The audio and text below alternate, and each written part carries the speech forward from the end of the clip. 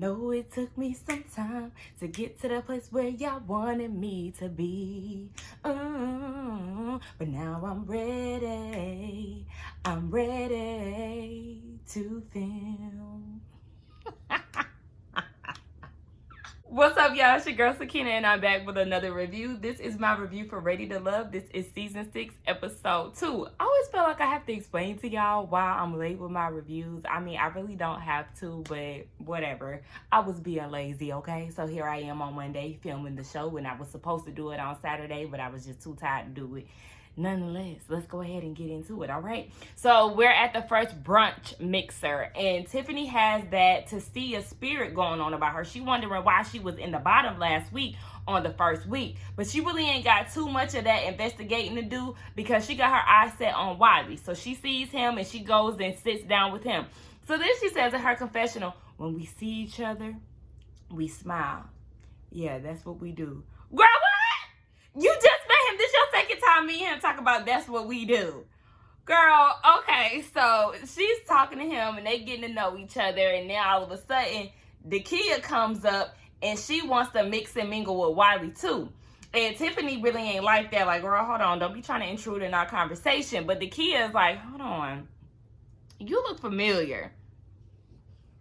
Are you Chuck Brown's son? And Wiley is like, damn, how she spot that? Like, yeah, I'm Chuck Brown's son. And then he explains in his confessional that Chuck Brown is the inventor of the go-go sound. That is a DC thing. That's the way that their music sounds. And I really didn't know too much about the go-go sound until I started watching Potomac because, you know, I'm not from DC, so I don't really know anything about it too much. So, yeah, his dad invented the go-go sound. And is it me? Or did it seem like all of a sudden Dakia had an attraction for him because who his dad is? It gave me like you're interested in what he could potentially offer you. But in your confessional, you were saying that he was too young for you. But now all of a sudden you're willing to like give him a chance and y'all doing all this flirting and stuff. Now, Wiley said that he doesn't like to lead with that because he wants people to get to know him for him. But I'm feeling like Dakia is not really... I don't know. It's not giving me genuine. Is it me? Or did y'all feel the same way? Because I'm like, I got my eyes on you, Dakia. Okay, girl. So Tommy joins the cast and he lets them know that we're doing what? Quality over quantity. But they are adding new people and they're actually switching it up. So it's not like they're just randomly bringing them in like they did with Sean and Sydney last season. They're actually going to go on blind dates with these men and women. So he lets Ace know that she's going to be going on a date with the mystery man because she has that CSI feel about her. So he feels like she'll be a good one. And then he selects Laverne to be the mystery woman because he knows how to talk. But Tommy tells him, like, hold on, wait now. When you ask a question, pause, okay? Allow her to answer the question. Don't ask the question and then keep talking.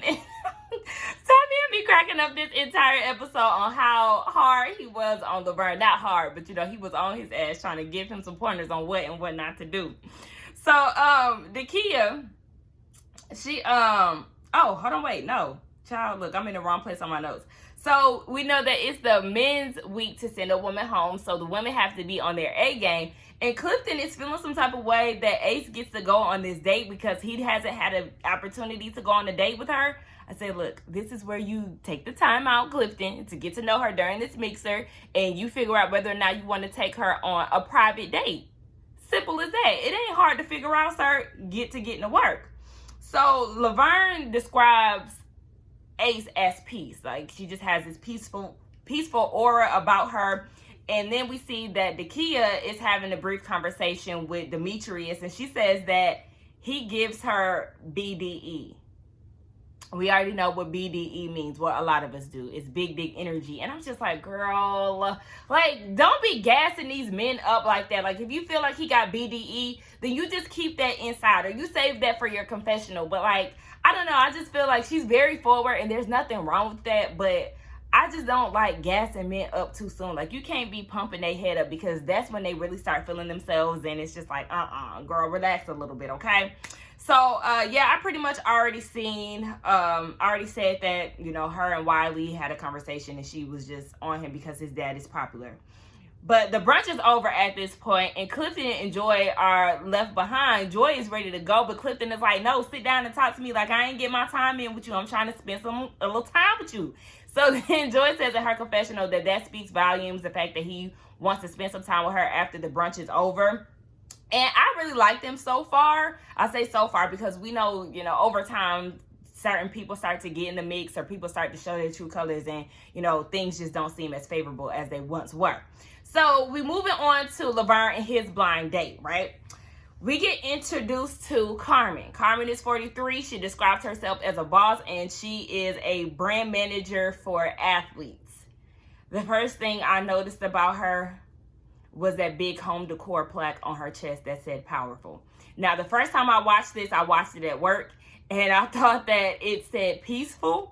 And I was like, girl, what? But it said powerful because, like, the quality of the video, I watched it on YouTube, and it was kind of, like, grainy a little bit. And I was working on top of that. So, like, I would just be looking in glimpses. I was like, is that peaceful on her? Girl, that's ugly. And then I thought I was tripping, but I wasn't sure in her confessional. I'm like, is those blue contacts? And then Clifton confirmed it later on in the group date. I said, girl, not you walking around with blue contacts the color of my shirt. Girl, a mess. So she said that she's not really into flirting like that. She's not really good at it. But her and Laverne, they meet up, and he likes what he sees. He likes her thickness. He feels like they got it right as far as the attraction goes. So they bond over working out. She works out a lot. He's an ex-bodybuilder. They're in competition with each other. She said that he thick in the thighs, and he get up and show her what he working with, and she touches his booty. She squeezes on his butt a little bit. So, it's all fun and games, real lighthearted. They both learned that they worked in the Air Force, and Laverne, we learn more personal things about him.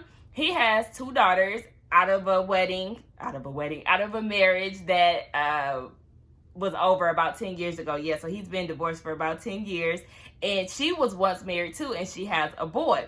So Laverne is definitely open to remarry, and he said that he wants to know if she has the ability to check her man. She gives him alpha female vibes, and I'm like, ugh, I hate alpha female. Alpha male is just like, ugh, I don't like those terms. So I instantly cringed when I heard him say that. And she said, yeah, she could definitely check him if she feel like he's tripping out in public. She gave him an example of how she would calm him down. She'll whisper in his ear, tell him he's tripping. And if he act good, he gonna get some coochie later on that night. So that part was what it was. They were vibing, but I'm like, dang, Laverne is very serious about like a woman holding his feet to the fire and holding him accountable, checking him if he's tripping. I'm like, there's nothing wrong with that. Like, that's good, okay? Check me when I'm tripping, period. Friend, relationship, whatever the case may be. But it's like, do you be acting out in public? Like, do you be needing to be reeled back in public? Because that's like something that's on your, like, checklist with a woman, I'm realizing. So, yeah, how you be acting when you be in public? Do you be a little too wild? Do you be going off the deep end, sir? We need to know. So, we get into Ace's blind date. I gotta get used to saying these people's names. I know this is only the 2nd episode, so I'm finding myself like hesitating on certain things. And I'm usually fast with names, but yeah, it's kind of like I'm tripping over their names. So Ace's blind date is Cornelius, and he's 41. He's a real estate agent. He said that he never been married, and it's because of him. Like, he was wilding out back in the day. He'll take full ownership of his actions, but with a little therapy, he's on his way, and he now sees the value of marriage. I said, okay, at least you're doing the work. Okay, we love to hear our Black people in therapy getting their lives together. So she said that he did say that he wants kids. So him and Ace are having a conversation. Ace looks great. I loved her hair. I loved her wrap dress. Like, girl, you look good. So, oh yeah, going back to Laverne's date, I didn't like that sunflower sundress. It wasn't giving me much of anything. It was giving me cozy. And ain't nothing wrong with cozy, because I'm a casual, cute girl myself. But I just feel like a date, I'm going to have to bring it a little spicier than a sunflower sundress from Ross.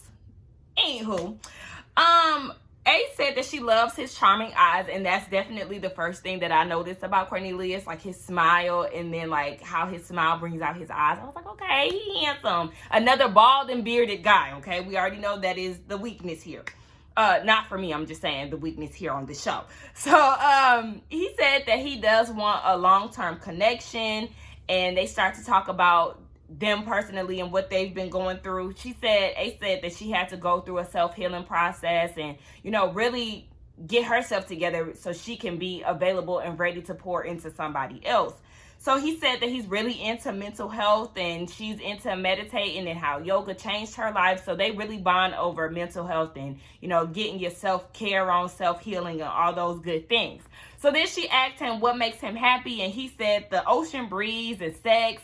Sex is something that's very high on his priority list. That's what makes a good connection or a good relationship in his eyes. And he said that he is an affectionate guy. He'll do a little PDA with you and all of that. So I said, okay.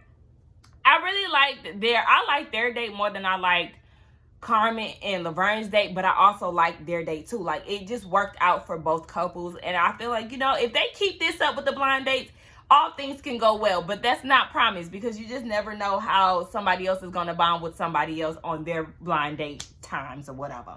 So we're moving on to Paul and Joy. They go on a date together, and Joy said that she was interested to see more of Paul because she felt like he was guarded. I didn't really feel that, but okay. I wasn't there at the mixer, so I wouldn't know a thing. Paul wants to know if Joy is okay with settling down and what that would look like, because she is a singer. And she said because she has to be in so many places, that's not really realistic for her. She said the thought or the sound of like settling down makes her cringe. So we automatically know this is not something that Paul wants to hear, because he is ready to settle down. I said, yeah, because you pushing 60. Y'all, why I thought Paul was 56, and then I really thought he was 56. Either he's 56 or I got the age wrong in my first review, because I had to go back to my first notes and it said that he was 43. I'm not feeling like that's right. I feel like I thought that he was 56, because I was like, damn, he old as hell. I'm going to have to go back and look, but I feel like he pushing 60, and I'm going to go with that because he definitely gives cat daddy vibes.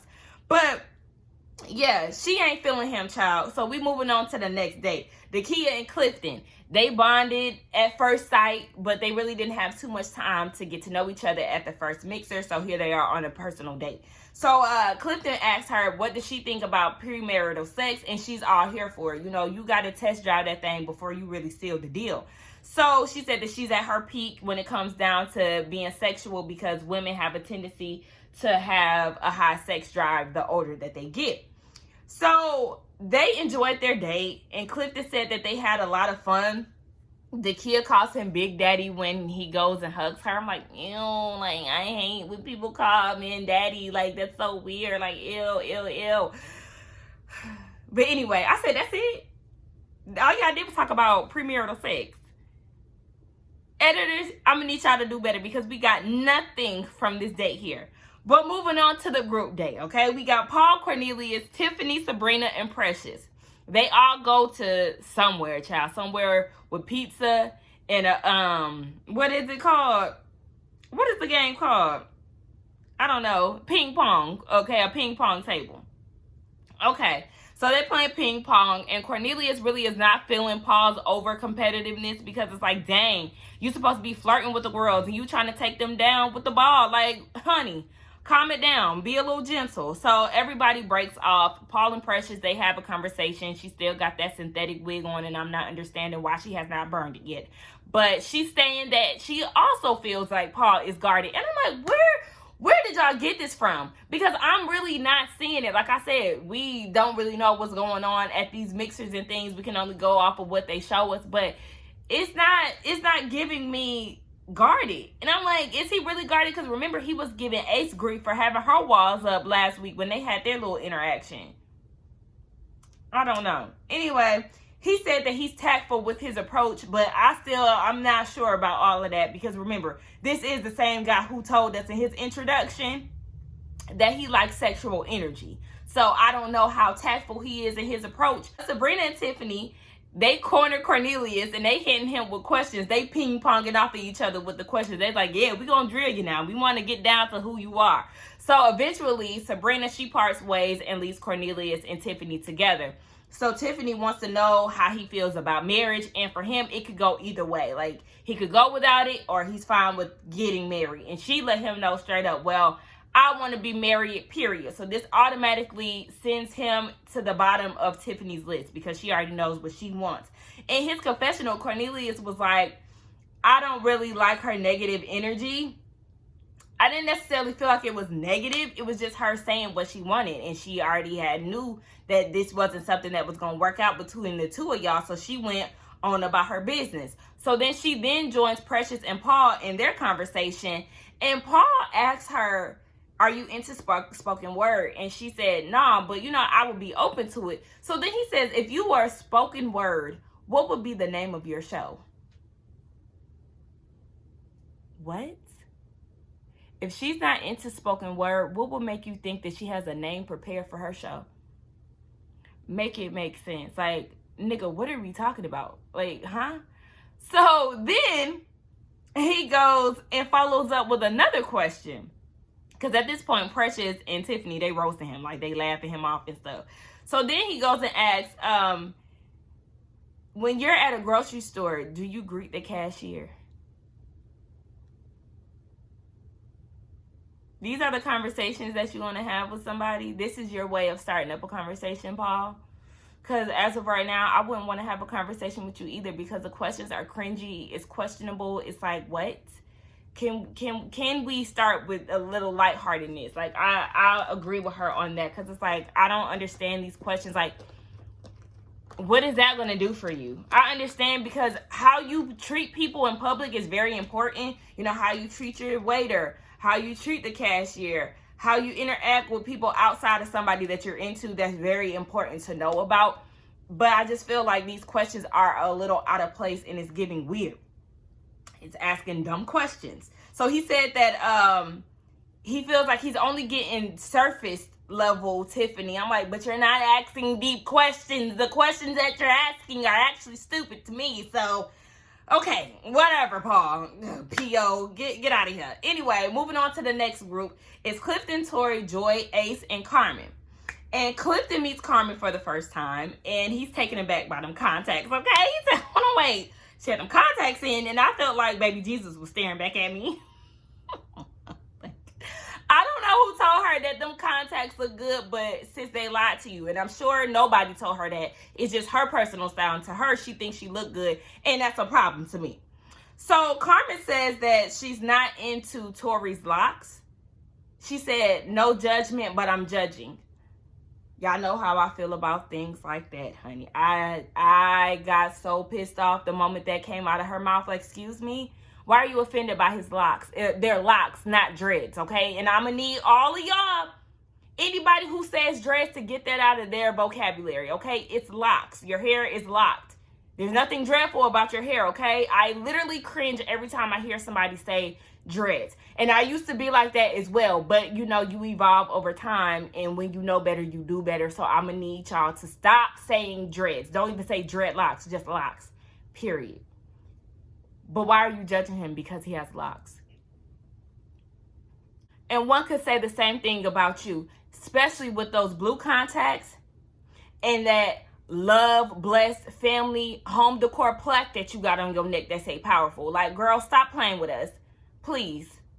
You are not one to judge anybody on nothing. Girl, I already know. I'm not feeling it for Miss Carmen. So her and Clifton, they start playing this virtual golf. And she wants to, be a little dainty, even though she knows about golf. She's like, help me. I need help. Can you hold my hair? So he holds her hair, and in her confessional, she's like, yeah, I want him to hold my hair because it's all natural. And a lot of girls ain't wearing their natural hair. Something she said like that. And it's like, girl, shout out to the girls who wearing their natural hair, okay? Me. I wear my natural hair, but I also wear a wig. I will also wear braids. I will also wear faux locks. I will also wear a sew-in. Like, yes, we're versatile. Black women, we're very versatile. So you're giving me judgy. You don't have the place to do so because you showed up in this ugly jogging suit, sweatpants suit, whatever the hell you want to call it. It was not cute. And like I said, baby, you is not all of that as much as you think that you are. So I'm going to need you to pipe down. Honestly, if I'm going to keep it a buck, and I hate to even be like this, but on the list of attractiveness out of all the women, baby, you're down here. Humble yourself, please. Get it together. So, Clifton, we learned he's talking to Carmen, child, look, got her name wrong. Talking to Carmen, and he said that he did get a divorce 2 years ago. He had to take that time out to get to know himself and, do some personal healing. So over yonder, we see that Torrey is having a conversation with Joy, and then he asks, how important is sex to you? And she said that it's important, and he says, what about good sex? Who enjoys bad sex? Let me know that. What person you know enjoys bad sex? And I'm like, this is the questions that you start off with, because then he asks how deep she like it. Basically, do she want the peen touching her kidney? I'm confused. Now, I felt like Torrey had good conversation with Precious on the first mixer last week. And then we get him with Joy, and it's all sex-based. Now, she was real lighthearted about it. She was like, I don't want nothing in my kidneys. It was what it was. She didn't take offense. But I'm like, is this the conversation? We're all grown, right? Sex is definitely going to come about in conversation. But these questions, honey, Torrey, I'm looking at you crazy. Like, I was vibing with you last week, but now I was like, who wants to have bad sex? Why would I want it poking my kidneys? Like, what? Y'all need better questions. So, she said that she would go on a date with him, but she really ain't seeing it for her. She ain't seeing it for him. She really got eyes for Clifton, and we already know that. So Ace is peeping the room, and she's seeing that everybody is doing their own thing. Her drink is empty, so she heads to the bar. And Clifton comes over to check on her once he realizes that she's off in the distance. And she said that she didn't want to impose on any connections, and she really is enjoying seeing people make connections. She wants to support everybody along the way. And I just really felt a genuine vibe from her in that moment. I was like, oh, that's something that I would do. Like, I really would not want to impose on anybody if I feel like they're, doing their own thing. And I would be the same way.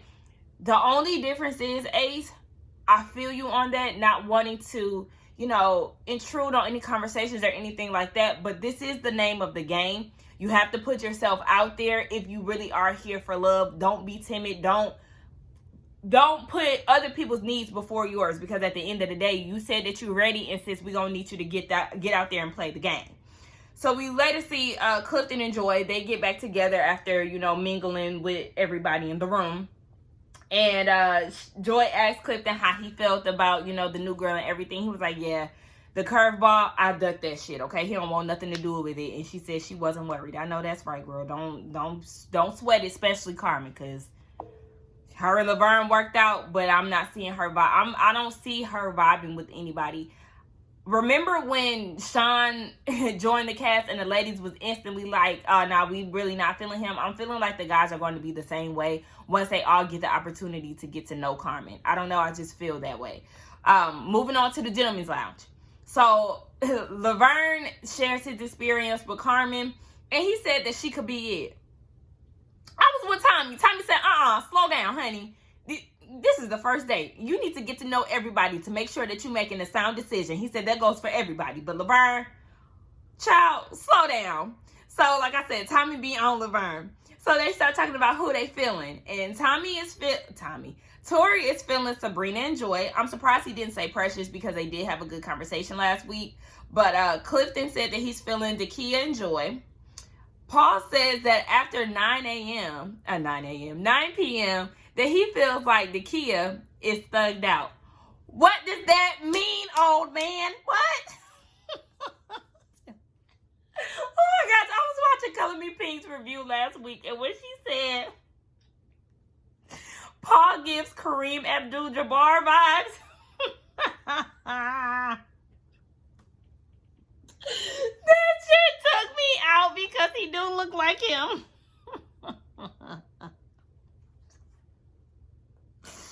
Anyway, he is definitely a cat daddy. Like, what are you saying right now? I swear, y'all, he pushes 60. I really gotta look that up. But did y'all know the reason why I didn't have pictures up last week is because I went to OWN's website and they had nothing for the new cast, like, at all. I said, dang, how y'all gonna push the episode out or the new season out And y'all don't even have the website prepared for them. They only had information on Tommy under Meet the Cast. I said, okay, child. Anyway, so that explains why a lot of us YouTubers did not have pictures on the first episode. Wiley said that he's feeling Tiffany and Dakia, and then they get into who they not feeling. Laverne is not feeling Sabrina because she basically ditched his ass, okay? She said, I got a phone call. That was on the phone. I got a phone call. She never called him back. Child, take it for what it is, Laverne. Paul doesn't like Tiffany, and he said that he asks good questions, and if you can't answer them, then I'm feeling like you're not genuine or there's something that you don't want me to unpack. You asking her if she speaks to the cashier at the grocery store, and you asking her what would be her spoken word name, those were the good questions that you feel like she didn't want to unpack. All right. Clifton, he's not feeling Tiffany. Cornelius not feeling Tiffany. Cornelius says she has a narrow way of thinking or what she wants. And I didn't like the fact that he exaggerated her slamming the ping pong pad and ball on the table when she said that she wanted marriage. I didn't like that because that's not how it went down. She said what she wanted, but you're acting as if she's aggressive. Like, that's what you were getting at, and I was not feeling that because that wasn't, you act like she was like, I want marriage. That's not what happened. So calm down. So anyway, Torrey, he's not feeling Carmen. Demetrius ain't feeling Dakia. He said that she can't take the boss hat off. All right, traditional man. Wiley, he said that he ain't feeling Ace, a.k.a. yoga. He said the same thing that he said last week. She can't get past yoga, and he can't get past that. So then Paul asked his 2 cents in about Ace, and then Laverne was like, what y'all not gonna do is talk about Miss Peace, okay? She is Peace. She is a phenomenal woman. She is Oprah. She is Michelle Obama. She is Beyonce. Shawty my Beyonce. Shout out to Lil Durk. Child, listen. Tommy said, what? You said she what now? Look, Laverne, between you and Paul, y'all be taking me out the most. Like, I gotta take y'all in doses. I said, not y'all wearing Tommy out. Y'all confusing him, okay? And yes, I'm definitely with him when it comes down to Paul, especially him. And Laverne is just kind of like, what's going on? If y'all too much for Tommy, then y'all know y'all too much, honey. So then we get down to the elimination. And it's Paul and Tiffany and Wiley and Ace. I said, it's funny how they paired them together. But okay. So Paul and Tiffany, she was excited about getting a fresh start with Paul. You know, she's thinking that she's going into it with an actual date. So Tiffany wants to go with the flow. She wants things to flow organically. And that's how I am in conversation. But Paul has another question for her. Tell me one thing that I'll be surprised to know. And here she go, oh, Paul, like, I can't. Like, you know, she just not really into that. Like, why can't we just have a good conversation? Why it can't just flow? Why you can't tell me where you been out the country? Do you have a passport, Paul? Like, you know, she started giving him a little tool, giving him a little hard time. She was not feeling it. But for me, I actually felt like this was a good question.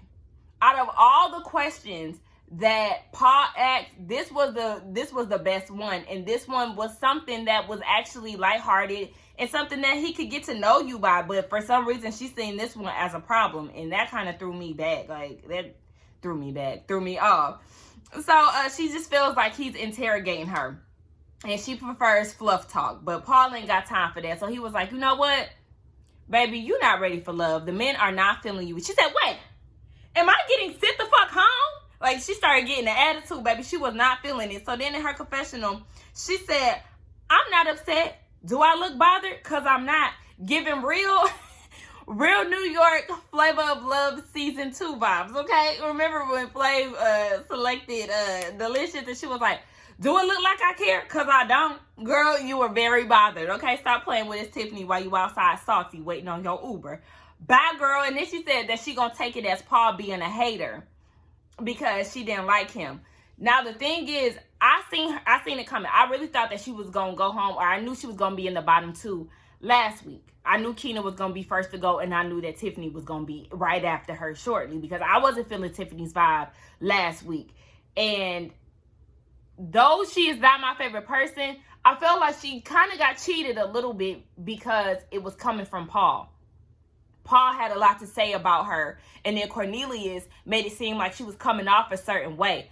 Though, like I said, she wasn't really giving me too much last week. Paul, the questions that you asked were dumb. Like, they were. Let's just call it what it is. So, yeah, it was kind of like, girl, you was next to go, but I would be feeling some type of way, too, because it was coming from Paul, who was asking you dumbass questions.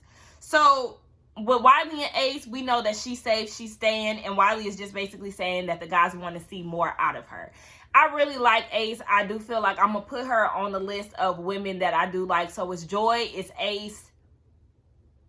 Those are my top two women. Like I said, I still like Sabrina, but I'm feeling like we're not really showing too much of her right now, which is crazy because it's only damn 7 people or 6 people at this point per gender. Child.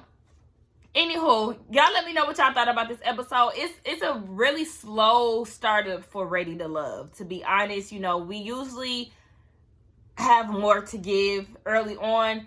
And I'm like, y'all need to bring these people out. Like, come on, bring them out. Bring them out all at once, because this is what we want. This whole 7 people. I was like, 7 people apiece. No, I don't like that. Because I was like, why do we keep getting the same people in these dates? And then I realized, because shit, we only working with a little group of people. Anywho, y'all let me know what y'all thought about this review along with the episode. Let's get down in the comments and talk. Don't forget to like, comment, and subscribe to my channel. And I will see y'all in the next one. Bye.